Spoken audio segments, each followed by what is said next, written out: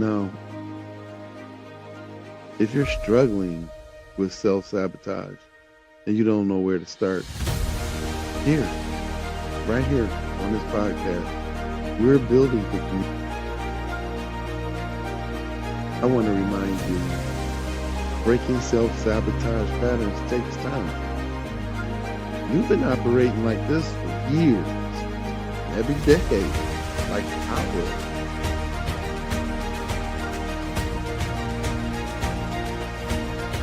Be patient with yourself.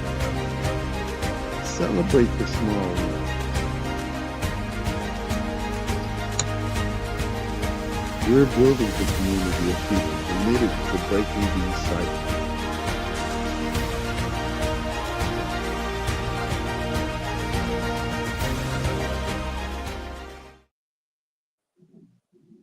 Hello, hello, hello. Welcome again to Terror to Triumph. I am Alfonso Gold, the creator of Terror to Triumph, and with me is my lovely co-host over here, Storm. Hello. Okay, Storm, how you doing today? I'm doing great. How you doing? Oh my, we're having some technical difficulties with Storm's mic. Somehow we're not getting her audio. Okay. We have technical difficulties, everybody. We appreciate you for chiming in, still listening regardless. So, I'm hoping, as you can see, I'm doing stuff in the background. I'm trying to make sure I could get her in here to work. She might be out for a second, and I'm gonna take her out the studio and then bring her right back in. Let's try this again. Storm, can you say something for us? Hello, everybody. Hello. Ah, there she go. Okay, we can hear you now. All right, all right. I might have to turn the volume up on you just a little bit because Okay. we can't have you sounding low. We need you up high. Okay, Yes. do a sound check for me right quick. All right. Hello, everybody. How you doing this morning? Okay, well, people, we are live and you can chime in and ask us questions, talk to us. We can see your comments on Facebook and YouTube live. Okay, whenever we're live like this video broadcast, you can ask us questions and interact with us by texting in your comments. So do us a favor, like, share, subscribe, and check us out on our podcast. We're on most major podcast platforms. Support the show by going over to www.healthemporium.com and peruse and purchase some items that have the branded logo on them. And that goes to support this podcast so we can continue the conversations to reach out to survivors that need the help. Okay. I know I said all that, but we are going into another session. This session is going to deal with uh, when the denier. We've been talking about for the past couple episodes about denial. Yes. The first one was how do you interact with someone who's in denial? The second one was is ongoing actually. I'm saving that for Tuesdays, but it's talking about how to love someone who's in denial still. And today we're talking about when the denier is you. That's right. Because Mm-hmm. any one of us can be in denial about our trauma, and trauma can come from anything. So we have to be aware of our own actions, our bodies, our responses to figure out what's going on. So here's what I want to say. It's okay. You're not broken. You're just protecting yourself. Okay. But Mhm. denial keeps you stuck. You can't get outside of the box that you're in. There's some signs that tells that let you know that you might be in denial. Okay. And they Yes. are when you say, "Oh, I'm fine," but you're struggling in your relationships or in solitude. Mhm. You minimize what's happened to you. Oh, Mhm. it's not that important. Other people got it worse than me. It's not that Mhm. bad. Yeah. You get angry when people suggest you need help. Maybe you should go see somebody to help you with that. I don't need to see nobody. Hmm, that might be a key to yourself. Have you ever done that to somebody?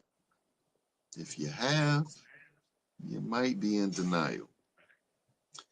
When you're self sabotaging without realizing it, now that's kind of a difficult one because if you're self sabotaging and you don't realize you're doing it, then you don't know you're doing it. But the red flags to self sabotage is when in a relationship, your partner tells you, "You keep doing this. It's hurting me. I don't understand. Why are you acting like this? You keep doing this." If they keep telling you that, something's going on with you. You can't keep putting Mhm. the blame on everybody else. Sometimes you got to be introspective. You got to look inward. You got to say, okay, they can't be saying this all the time and it's always them. Maybe there might be some truth to what they're saying. You got to start looking inward. But if you're in denial, you're not going to look inward. You're going to put the blame on them and say, "You tripping," or "It's not that big of a deal." I did that when I was in denial. I did that in my marriage. One of the major reasons the marriage collapsed because I was in denial. Okay, you're numb and disconnected. And when you're numb and disconnected, you do not socially or emotionally engage. Do you know what it's like to be in a relationship with a person who can't connect to you emotionally? I've been there. But for a survivor that's in a relationship that is numb, they're not going to understand that they're in denial because the numbingness is taking that effect of empathy out of the equation. You're not going to recognize it. You're just going to be going through the motions. So you could also be using substances or behaviors to cope. Substances, I was using marijuana, and my behaviors was mainly fawning. Fawning is a behavior where you try to be appeasing to everyone around you because you do not want to activate conflict. That was me. And then lastly, you're repeating unhealthy patterns. Okay. Mhm. So, like I discussed earlier, I kept doing something. My ex wife kept saying, "Why do you keep doing this? Why do you keep doing it? Why?" And the first couple times I blew it off. Honestly, I was like, she over exaggerate. She tripping. That it's okay. I mean, I Mhm. guess I get it. It kind of makes sense, but I kind of felt like I had to do stuff because I needed to feel better about my situation. That was two mechanisms. I'm self sabotaging, I'm deflecting in denial, and actually, I was buying things that I really didn't need. So I was trying to do, well, I was impulsive buying to make myself feel better. So that was some stuff that was really messed up that I was doing. But that was all trauma responses. That wasn't from my heart, because in my heart I didn't want to hurt her. But the fact of the matter is she got hurt, and my denial kept me from understanding that. It wasn't until the end when I started realizing, hey, there's something wrong and I need to address it. And it was too late for the relationship. It was too late for the marriage at that point. But the reality of it is denial can hurt you more so than you're thinking that avoiding confronting what's going on with you will. Okay. If any of these resonate, you might look at your denial. Maybe it's time to look at it. I mean, you got to be real with yourself. Here's the beautiful part: admitting your trauma isn't a weakness, it's the first step to your freedom. Storm, why don't you go ahead with the next part? What helps? Find a safe person to talk to. Start therapy. Read books about trauma. Listen to podcasts like this one. Join support groups. Be honest with yourself about what you're feeling. Hmm. You don't have to have it all figured out. You just have to be willing to look at it. And when you do, everything changes. Well, have you, Storm, have you ever been in denial about your own trauma? I saw you raise I your hand a can't, couple times. yeah. It's not the denial part, it's being numb about the situation before, yeah, I can say I was in denial before I got therapy. I was very in denial. I didn't want nobody to know.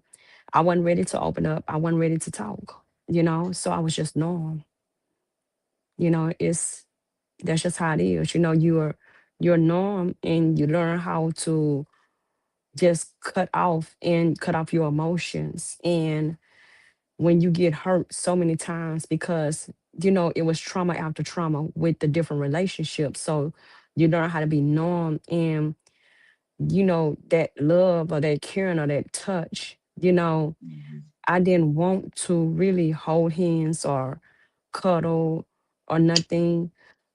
I really didn't. I wanted the relationship, but I just didn't want some of the different packages that went along with the relationship.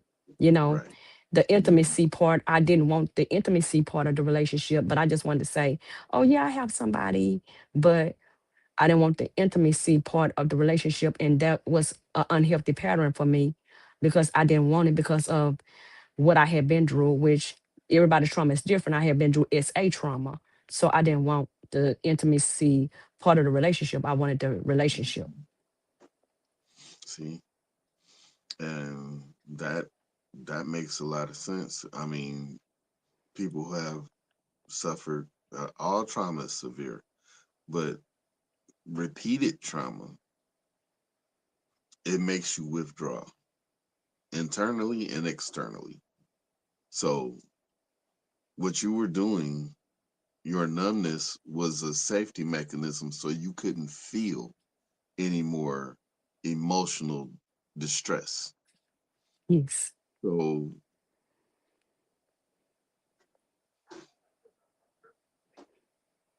mm, it would be hard for a person who was in a relationship to convey emotion to you at that point, because even though they may be conveying it, they're not receiving. There would be no receiving. And that defense mechanism that our nervous system has conjured up has taken things mentally and made it to where um when we're in certain situations that we block people out. So yeah, that denial from numbing, how can I put it? Numbingness? Am I conjuring up a new word here? But Yeah, it was yeah, it was very dumb, and it was very like irritating to the other person because I even had a time limit. Like, you got 15 minutes and that's it. And whatever you don't get in 15 minutes, you won't get it, you know. And I know that that was wrong of me, but that's you how I still want was. intimacy, right? Yes, but you have 15 Mhm. minutes and it's like hurry up, and I didn't show no affection or no nothing because of what I went through, during my SA. So how do you show Mhm. emotion when you kind of like still be thinking of that intimacy as, that until I got help with, the trauma. I was like just hurry up. And when it was over with, I didn't want to cuddle. I turned my back, Mhm. and I didn't want to do anything. It's real, y'all. It's very real. I'm glad you mentioned that because I've actually dated a few women who had that response. They actually were disconnecting during intimacy. And then afterwards, they wasn't trying to hug, cuddle, nothing. It was like, no. In the middle of it, during, there was a disconnect then too. Hmm. So that was probably what you have told us about that experience. I experienced it from the other side. Okay. Now, as a man, as far as intimacy is concerned, uh my portion came in before intimacy even began because I was SA'd by my mother. So now I always have this reservation, like I don't want to even get close, intimate in intimacy or intimate situations. Like it makes me extremely nervous. Hmm. And that creates performance issues, blah blah blah, so on and so forth. Is not the person themselves, but it's the situation of being close to someone, vulnerable to someone to that degree. And that's a situation I have not dealt with yet. Hopefully me and my therapist can get into that sometime soon.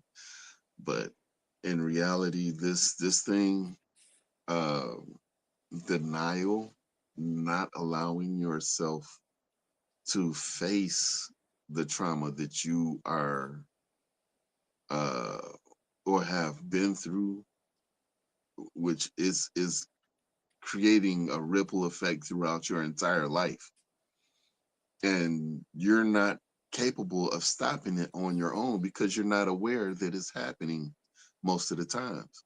I mean, people, you'll take it as people are attacking you rather than people are saying, "Hey, you're hurting me," and that's the God given truth.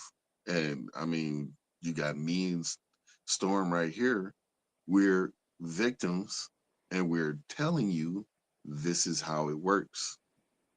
So if you're in a situation where you're with somebody, say a woman is with a guy who has been SA'd um, as a child, and they're having intimacy issues, it might be because of that. And they don't want to admit it, they don't want to address it.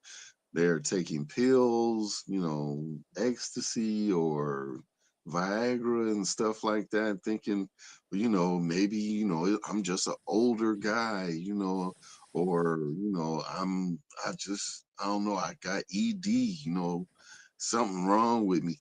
But you haven't addressed the core issue. You were SA'd, and now mentally you have problems with intimacy, and you need to get that taken care of before you can actually be intimate with somebody and have a good session. And the be to chime in on that, it was still happening even after therapy. I'm not gonna lie, it was still happening. And until I got with, I would say, my late husband, which is no longer here, that's when I learned how to be loved and affectionate, because he was like, "No, it's okay. You can lay on me." And I'm like, "No, I just want to turn my back." And he was like, "No, you can do this." So I had to be coached into it and, pulled into it. And I started to, okay, this is what it's supposed to be, and I'm like, "Oh, okay, this is beautiful." But, you know, it was Mm, hard. I'm not gonna lie, people, because I was still doing it. I was still turning my back. And until he said, "It's okay. It's gonna be okay." He didn't know that that was part of my trauma, but he coached me into something without knowing that he was helping me, and he helped me without knowing that he was helping me. see, there can be some good stories out there, for people who are willing to put in the work to be with somebody who has suffered childhood trauma. You can have a successful relationship, but it takes two. First, the person who is the survivor has to admit to themselves, hey, something did happen to me and I need to address this situation before, you know, something else happens. And the other person has to realize that they have to give the person they're with time. You can't rush them. You can't force you Yes. going to see a therapist. You can't do that because then survivors will turn the other way and run. We will not stay in a situation where we feel like we are being cornered or we're given ultimatums. It'll make us shut down and run. So I'm telling you this, people, from experience, and I'm sure Storm is too. We're survivors, and we're giving you this information to let you know you're not alone in this situation. Hmm. We've experienced it, and we're here to tell you about it, to talk to you about it. Okay. Another thing is, uh, like for Storm, her turning point was when her late husband started being softer and encouraging her but not forcing her. He was being gentle and he was being patient. These are the things that will help a survivor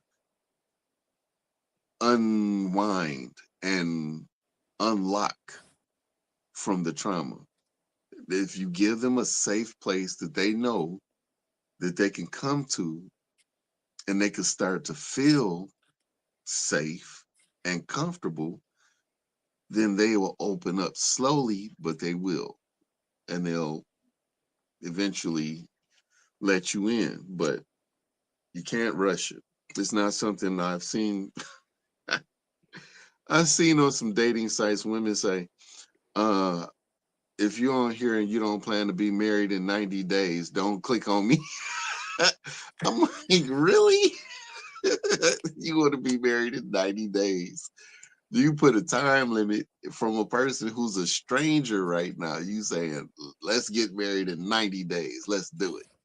Okay, I don't know. It take a minute to learn a person, to understand a person, and it takes a lot more than 90 days to do that. So I wonder, what that was about. That's a whole different issue, but for a trauma survivor, that would be like, oh hell no, I'm not even trying to get close to that shit. You on some other stuff. I'm going this way. You can stay that way, and I'm swiping. It's a big X, red X. That's all I'm seeing. So when you're in a dating scene, you might come across people who are survivors out here. More than likely, Hmm. you will, because of the statistics. Out of every 10 people, 4 to 6 have suffered some form of trauma, childhood trauma, be it physical, sexual, mental, verbal. Somebody has experienced it, and you know more than 10 people. So those numbers go up exponentially. And plus, the number in the statistic is diminished because most survivors don't report. So you have a lot of people around you that have suffered. More than likely, Yes. you're talking to a lot of them Yes, all I throughout your do. day. It's crazy because when I start opening up on my own platform, on TikTok, everyone, I found out that, like he said, it's more than the notion because the people that's on my panel, they all have suffered some form of trauma. And it has been SA or either domestic abuse. Hmm. See, and that's what this show is about. Starting a Hmm. conversation. We have to start talking about it. We can no longer just say, I'm just gonna keep it to myself. Then you stay in denial, or you have an issue, but you don't want to talk about it because you feel shame or guilt. This is the platform for you to come, listen, and talk. Get it out there so you can get comfortable saying, okay, yeah, I've had this happen to me. Not to us. You don't necessarily have to air your stuff here on this platform, but you can get under terms with yourself to say, I need some help. I need some help. I know I'm doing these things. And now I can look back over my past relationships and see the red flags that I was presenting. And now I know, I caused these problems. I'm the one that need the help. And I used to think it was the other people. So now when you get this realization, okay, you can go and try to find some help. Down below on this screen, we have a whole bunch of numbers, but now I've added a couple of websites at the end. Those websites can show you how to find a trauma informed therapist, a trauma therapist who has studied EMDR modalities, and you can find somebody that can help you. Those sites will direct you in the path. The other numbers are for anybody who is suffering child abuse, domestic violence, sexual abuse, human trafficking, all these things. We give out numbers constantly on this ticker tape on our show, stays on. It never cuts off because those numbers are very vital to anybody who might need those. I just wanted to point that out. But this week, I want you to be honest with yourself, okay? I want you to sit down, find some time, sit down, look back at your past relationships. Really take a good hard look and see what we're talking about. Were there red flags? These red flags present? Did you self sabotage your relationships? Did you push people away? Were you in denial saying you don't need help, even though you've been SA'd or PA'd or MA'd or any of those? And if you Hmm. know you have, and you pushed it, but it might even be an issue where you didn't totally blocked it out of your mind, your memory. Like you don't even remember it because your mind won't let you come back to it. In those cases, recommend you go see a therapist absolutely, because I can't help you with that. I'm not a therapist. I'm not a psychiatrist. I'm not a psychologist. But we're just here to fill the gap between trauma victim help. Okay? Because there wasn't anybody in between these two things. Well, now we're here, and we're going to be here, and we're going to keep broadcasting, and we're going to keep reaching out. We're going to keep trying to help people as long as God lets us have air to breathe. We're reaching out. Okay? Join us Tuesday, Terror to Triumph Live, 10:30 a.m. Eastern Standard Time on Facebook and our YouTube channel, Terror to Triumph Live. Okay. Also to support the podcast, go to pelsemporium.com. That's PELTS EMPORIUM.com, and shop. Those things that you purchase there goes to help fund this podcast. So, also, I want to give the platform over to Storm so she can tell you about her TikTok platform and the things that she's doing over there. So, Storm, could you go ahead and talk about your platform? You can follow me on TikTok at Diamanda, DI apostrophe capital AMONDA, where I talk about trauma, I talk about healing, I talk about herbal medicines, and I also, make sure that you stretch the body out. I go through exercising at the beginning of my life to make sure that everybody stay healthy and in shape.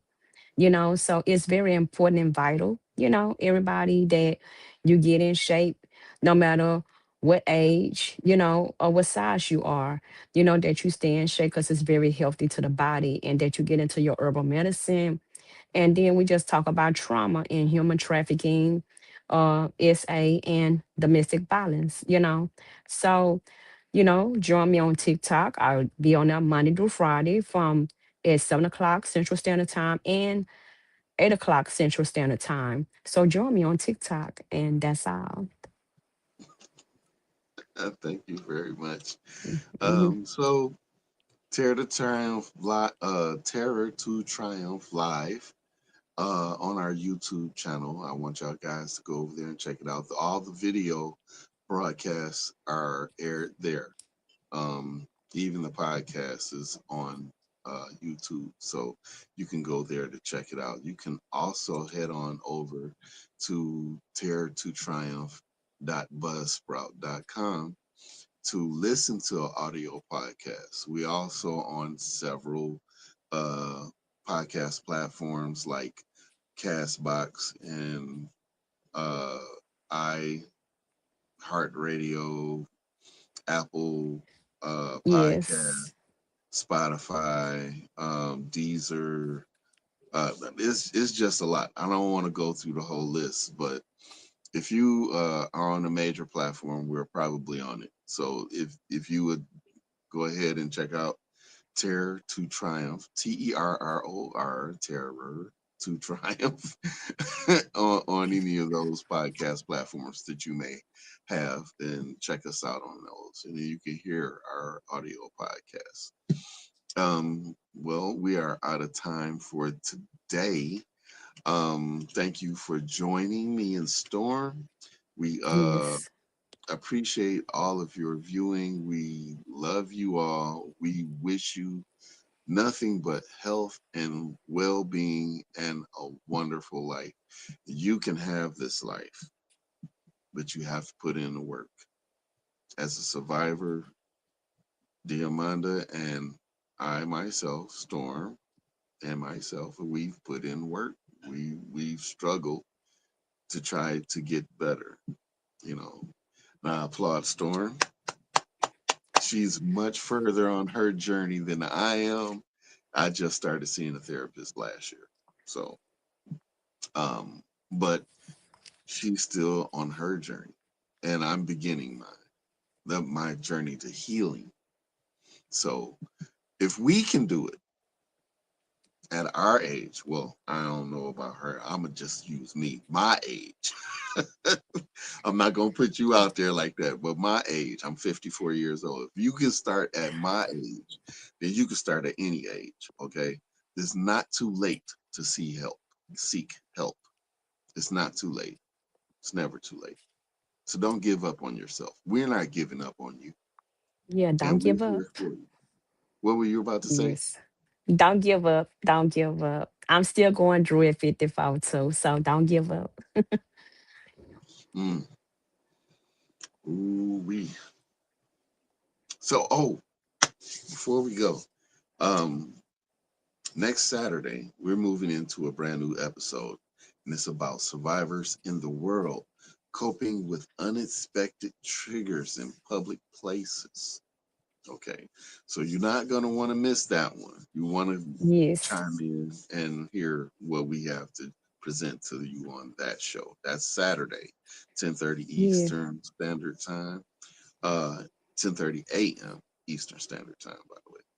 So Yes. we thank you for being here. Thank you for your honesty. Thank you for listening. And we will see you Tuesday at 10:30 a.m. All right, Okay. everybody. Have a blessed week. Be safe and think about it. Help is closer than you believe.